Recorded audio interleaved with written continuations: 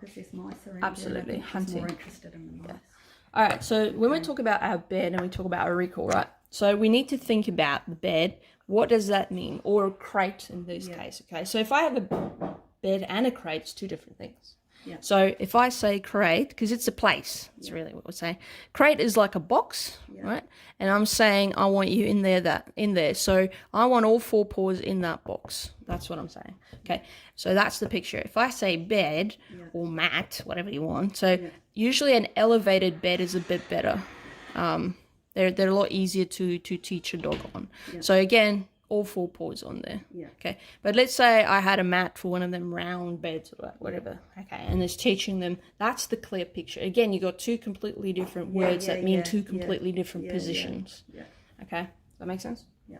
Now, in terms of your recall, like I said, there are 3 options. Yeah. Okay.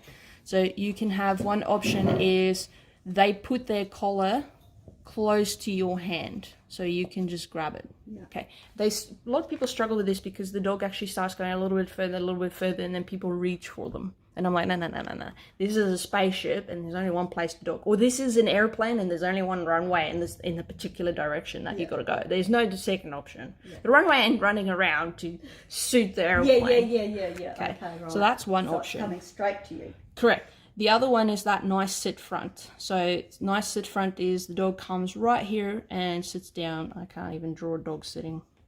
Don't think I've ever done that before. Anyway, you should get the idea. Whatever. So the dog sits in, there's this little box in front of you that they sit. The closer they are, the better. Yeah. Or you can have that middle position. So here's your legs and the dog comes into the middle position. Okay, so those are the 3 options depending on dog's temperament. So, okay, so it depends on her. Yeah, but I think you'll be fine with this up front. Yeah. She didn't look like she's nervous about anything behind her. She's curious, but not nervous. Yeah. And especially if you have your indirect reward marker, they're like, yeah, cool, I'll sit there. Which I'll do anything. Yeah. So unless you say, okay, well, maybe, because what I had Zeus, which I taught the command for bring your collar, put it in my hand was oi, because I can't help it. So oi, and then he comes over and I'm like, yeah. Right. So let's say she's over there and you're like oi, and you want to tether her. She'll come over, put her collar in there, good girl, you give her a reward, tether her. So done. Should I have another command for tethering? No, that's just if you, let's say, taking her away from there. It's not the command for tethering, it's the command for put your collar in my hand. But then you can have the nice sit front, you can say come, just for example. And maybe for the middle, you can say here. So see, again, you've got 3 completely different. So you can have all 3. You just need to know what you're asking for. So if it's blue, green, and purple. But what is, like, I can't see the point in having both of those ones. Because if I say come and she's sitting in front of me and I need to put her collar on, put her lead on. Yeah, but I'll tell you what the problem is, because this is what happens. Is that what you were saying before? She'll...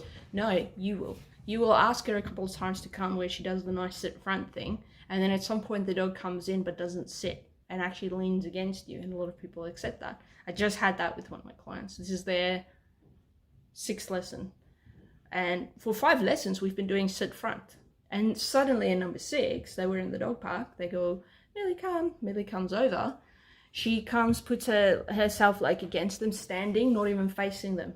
And then they reward that. And I was like, okay, so what is come actually? Because if that's their first variation, what else can she do? Yeah. Okay. So you're tainting your particular picture. And that's where it starts. So... I still have to make sure before you get the lead onto her, you're getting her in that position. Correct. Before you're doing it, and you're not shortcutting. That's it. Yeah. So the leash doesn't go on until the collar's in your hand. The leash doesn't come on until the dog sits in front of you, or the lead doesn't go on until they're in the middle. That's what you're doing. You're not. Got to make sure. The main goal is not the leash. The main goal is get in position so I can put the leash on. Yeah. But if she's not in position, you don't put the leash on. So people taint their pictures and commands very easily because in their brain it makes sense. It doesn't make sense to the dog.